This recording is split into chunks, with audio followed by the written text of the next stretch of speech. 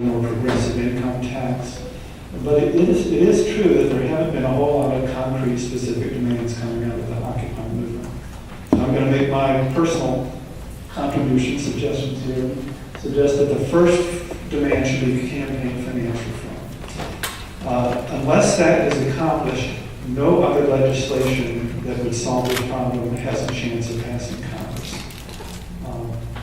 There's a movement afoot to have a constitutional amendment to overturn the Citizens United ruling by the Supreme Court that virtually took all limits off of campaign contributions. I think Occupy Wall Street should be strongly supporting that. The second demand should be international harmonization of tax and regulatory policies.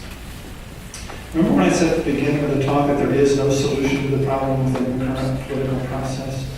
Here's what I mean. Suppose the U.S. government decided, okay, we've got excessive inequality and too much saving, we need to raise taxes on wealth, or we need to tax financial transactions. What will happen is that money is mobile, money moves, and money can quickly move to other countries that have friendlier environments for the accumulation of wealth. So if we're going to do things to reduce inequality and excessive saving, it has to be done in cooperation with other countries. Now you may say, oh, that's pie in the sky, that's a pipe dream, that'll never happen. But the European Union right now is in the process of enacting a tax on financial transactions. The U.S. has resisted that strongly, the argument being, if we tax financial transactions, all that global capital will not come to New York. It will not use our financial markets. It will go somewhere else rather than the tax. There's some truth to that. You have to congratulate the European Union for being brave enough to be the first to take that step.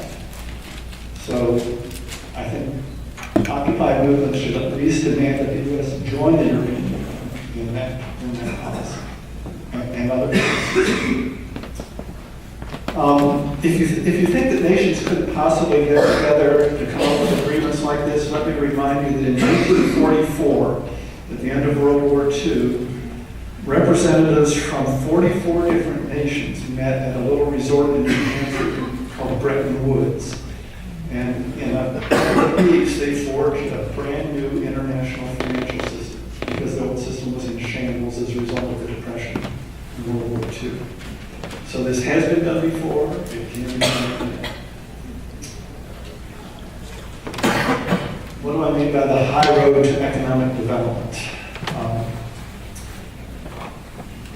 Unless we get this international cooperation, international harmonization of policies, countries are virtually forced to pursue what I call the low road to economic development. Here's what I mean by that.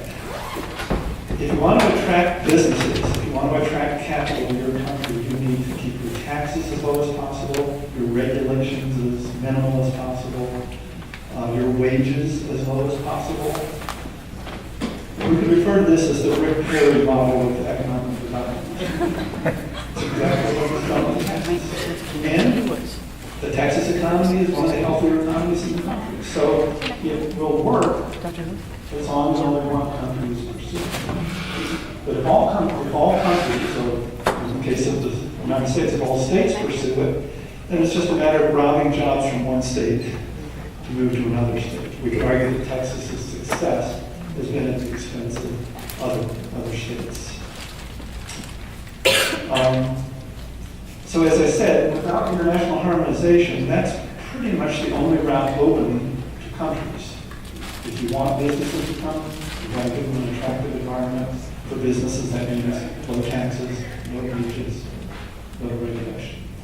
But if you get the harmonization, if you get countries to agree on certain standards and regulations, you can then pursue the high road to economic development.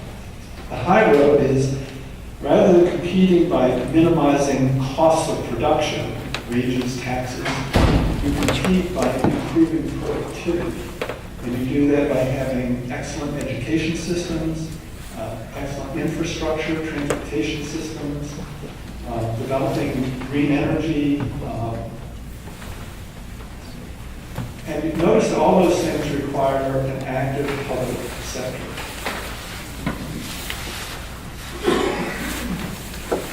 If we get 1 and 2, I believe it becomes feasible to pursue the highway to economic development rather than the road. And that concludes what I had to say, and I'd be glad to take any questions. We still have about 15 minutes of our time, so I'm purposely trying to race through this and ask questions. Does the road have a function with other monetary systems or with other money and go back to the water system? No.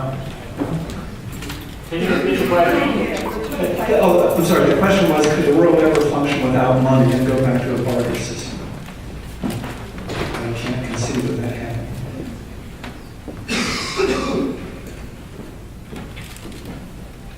Yes?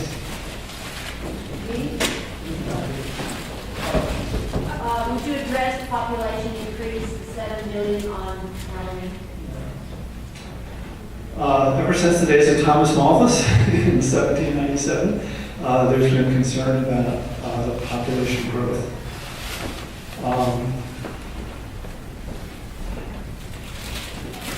It's a problem. I don't know that I, as an economist, have anything specific that I can say about it. Let me ask you a question. Are you looking for solutions? Are you looking for ways to curb population growth? Are you asking about the effect it will have on the economy?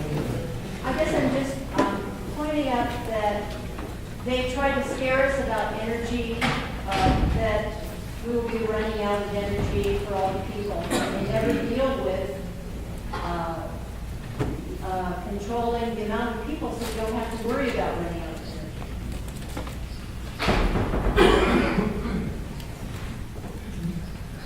Unless you put restrictions on childbearing, which China has done, probably the only other way to promote slower population growth is with economic development.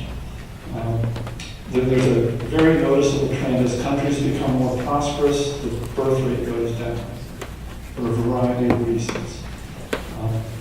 So I guess my facile answer here would be if we can get the economy back on track and pursue this high road to development, then population growth rate should come down on the line.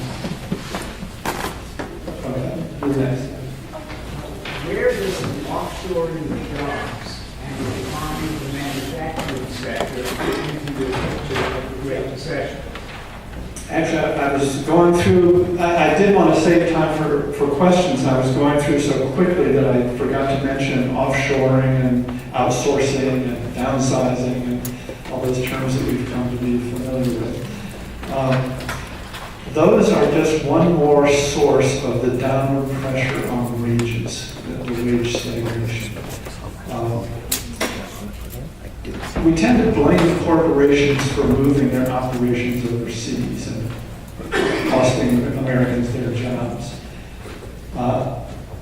If they didn't do that, there's a very good possibility that some foreign firm would start producing the same product and ship it here.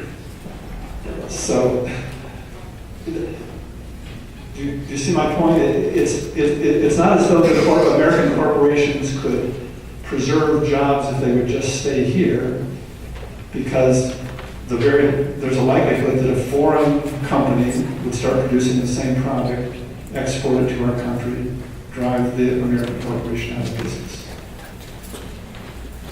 So again, I would encourage you not to look for scapegoats or demons or the problems we face are not a matter of bad people. It's a matter of an economic system that is currently out of kilter and needs some rebalance. Yeah. But how is that with import regulations? We could. The trouble with import regulations is that other countries tend to retaliate. If we don't let their goods into our country, they don't let our goods into their country. We had an experience with this at the beginning of the Great Depression. And the general consensus among economists is that the Great Recession was made worse than it otherwise would have been, thanks to the virtual halt in international trade. There was something called the Smoot-Hawley tariff.